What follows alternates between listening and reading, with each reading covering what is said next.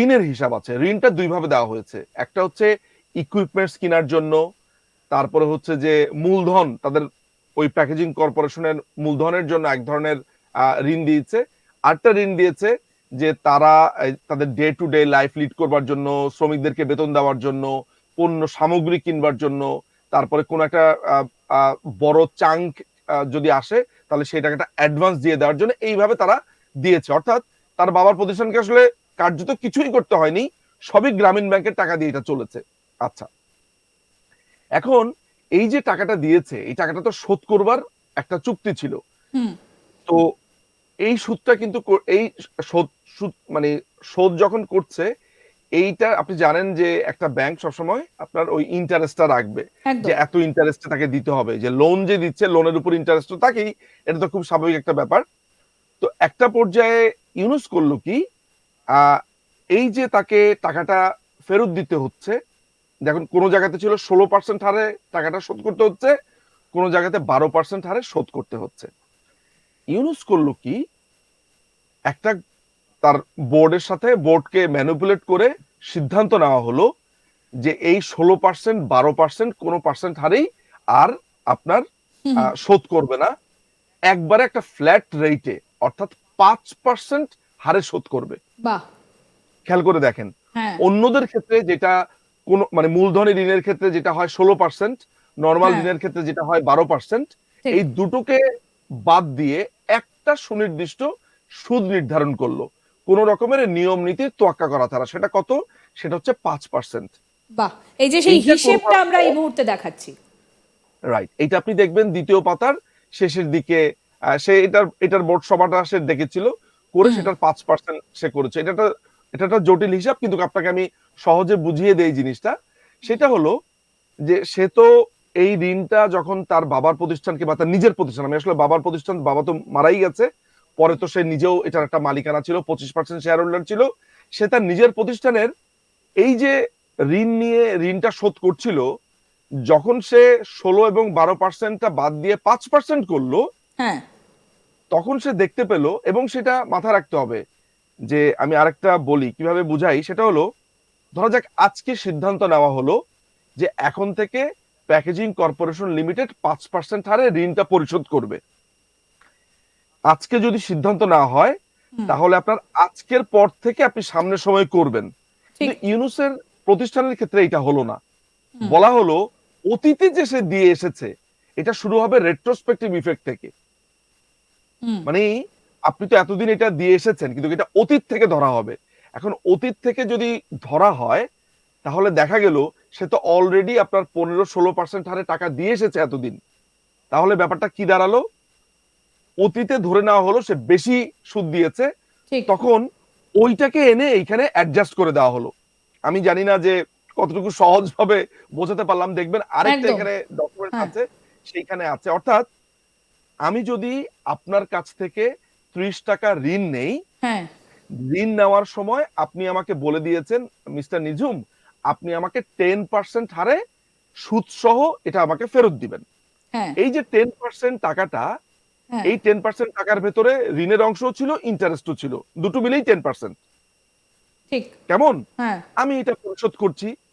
হঠাৎ করে ৫ বছর পর আপনি একটা নতুন নিয়ম করলেন, বললেন যে আচ্ছা ঠিক আছে, আপনি আমাকে 10% সুদ দিয়েছেন, এখন আপনি আমাকে 10% হারে সুদে দিয়েছেন, এখন ঠিক আছে, এটা এটা আপনার সুবিধার জন্য আমি 5% করে দিলাম। তো আপনি যখন 5% করে দিলেন, সেদিন থেকেই তো আমি 5% দিব, তাই না? হ্যাঁ। আপনি হিসাব করার সময় ধরেছেন, ওই যে শুরুতে আপনি 10% ধরেছেন, হ্যাঁ। ওইখান থেকে আপনি অ্যাডজাস্ট করলেন, বলেন যে না, ওই আপনি 5% একদম প্রথম দিন থেকে আমি আপনাকে করে দিলাম যান।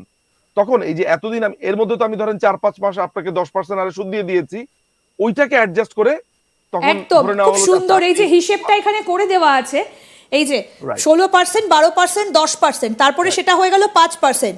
মানে যে অঙ্কটা আগে এতটা ছিল সেটা এখন হয়ে এটা গেল আপনার, এই এবং জায়গাটায়। সেটা ধরে নেওয়া হয়েছে একেবারে প্রথম থেকে। একদম। ফলে দেখা গেল যে উল্টা ইউনুসকে টাকা দিয়ে দেওয়া হচ্ছে। একদম। মানে এই যে সেখানেও কিন্তু ইউনুসের এই প্রতিষ্ঠানকে টাকা অঙ্কটা, দিয়ে দেওয়া হচ্ছে। এই যে রাইট। সাত লক্ষ আপনি বাইশ যদি হাজার একটু একশো পড়েন এখান থেকে, সাতষট্টি টাকা আপনি যদি জাস্ট এই যে গ্রামীণ ব্যাংকের ৭৬তম বোর্ড সভার কার্যবিবরণী প্রাপ্ত তথ্য অনুযায়ী এই আচ্ছা। জায়গাটা যদি একটু পড়েন, তাহলে ক্লিয়ার হয়ে যাবে। আচ্ছা, যে একদম। 1990 থেকে 2005 সাল পর্যন্ত মূলধনী ঋণ ছিল আপনার এই যে, 84,42 লক্ষ টাকা এবং হ্যাঁ, চলতি ঋণ হ্যাঁ, ছিল হ্যাঁ, আপনার 882 লক্ষ 8,82,82,00,000 টাকা সহ মোট আপনার 9,66,00,000 টাকা ঋণ গ্রহণ করেছে। একদম। এই গৃহীত মূল ঋণের আপনার 9,44,00,000 টাকার 9,46,46,40,000 আসলে এইভাবে হবে, ওরা পয়েন্ট দিয়ে করেছে তো এই জন্য একটু কনফিউজিং। হ্যাঁ, সেটা এইখানে লেখা রয়েছে এত এটা। আপনার হ্যাঁ, এখানে এখানে একটা টাকা পরিশোধও করা হয়েছে। হ্যাঁ। পরবর্তী সময়ে প্যাকেজেস কর্পোরেশনের গৃহীত মূলধন ঋণের উপরে 10% এবং চলতি ঋণের উপরে 16% এই হারে ছিল এবং 1997 সাল থেকে 12% হারে আরোপিত সুদ হ্যাঁ, ধারণ করা হয়। একটা টাকা হয় আপনার 1,44,43,63,000 টাকা। হ্যাঁ। পরবর্তী সময়ে আপনি দেখেন নিচের দিকে এটাকে 5% হারে ফ্ল্যাট রেটে করা হয়। অর্থাৎ সুদের পরিমাণটা তখন কমিয়ে দেওয়া হলেও হুম, ধরে নেওয়া হয় অতীতে তো সে কখনো 16% হারে দিয়েছে, হ্যাঁ। 10% হারে দিয়েছে, 12% হারে দিয়েছে। এখন 5% যদি সুদ ধরে নেওয়া হয় তাহলে হুম। এক্সট্রা কত টাকা সে দিয়েছে শুরু থেকে এই টাকাটা তাকে তখন অ্যাডজাস্ট করে দিয়ে দেখা এটা দেখানো হলো যে ইউনুসের বাবার প্রতিষ্ঠান উল্টা গ্রামীণ ব্যাংক থেকে টাকা পায়। ঠিক। এইভাবে এবং ওই যে সেই মকুবও কোম্পানি করে দেওয়া উল্টা হয়েছে। টাকা পরিশোধ করেছে। এখানে লেখা রয়েছে যে মকুব করে দেওয়া হয়েছে। 137.41 লাখ টাকা মকুব করে দেওয়া হয়েছে।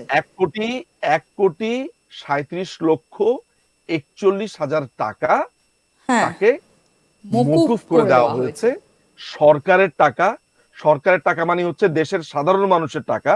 কারণ সরকারি টাকা মানে হচ্ছে যে গভর্নমেন্ট কোত্থেকে টাকা পায়? গভর্নমেন্ট তো আপনার পাবলিক মানি এটা। এই পাবলিক মানি থেকে সে তার বাবার প্রতিষ্ঠানকে ঋণ মকুব করে দিয়েছে কোন ধরনের নিয়ম নীতি তোয়াক্কা না করে। আপনি যদি সমস্ত কিছু বাদও দেন, হ্যাঁ, এই কোম্পানির সাথে চুক্তিটাই তো হয়েছে অবৈধ। একটা মানুষ আমি আমি একটা কোম্পানির চেয়ারম্যান হয়ে আমি আমার বোনের প্রতিষ্ঠানের সাথে বা ভাইয়ের প্রতিষ্ঠানের সাথে যদি চুক্তি করি, হ্যাঁ। স্বাভাবিকভাবেই মানুষ ভ্রু কুঁচকাবে যে আমি একটা কোম্পানির এমডি হয়ে আমার ভাই বোনদের সাথে চুক্তি করছি বা তাদের কোনো একদম প্রতিষ্ঠানের সাথে। মোহাম্মদ ইউনুস এই কাজটাই করেছেন। দাদা আপনি আমাদের সঙ্গে থাকুন। আমরা এবার পরের পার্টে আসি। যে এতক্ষণ ধরে যে কোম্পানির কথা বলা হচ্ছে, আসুন আপনাদের দেখাই যে সেই কোম্পানিটাতে কারা কারা রয়েছেন, কোম্পানিটা কিভাবে গঠিত হয়েছে। দেখুন কেন আমরা এই কথা বলছি, এবার তার প্রমাণ দেখাবো। দাদা এই হচ্ছে সেই কোম্পানিতে কারা কারা রয়েছেন, কারা কারা উত্তরাধিকার, আমাদেরকে যদি একটু গুছিয়ে বলেন। এখানে এটা হচ্ছে ওয়ারিশন সার্টিফিকেট, যেটা সেই হুম, ওয়ারিশন সার্টিফিকেট আপনি যদি দেখেন তাহলে আপনি এই জায়গাতে দেখতে পাবেন। একটু যদি একটু স্ক্রিনটা ছোট করা হলে আমার জন্য সুবিধা হবে। হ্যাঁ, আমি দেখুন।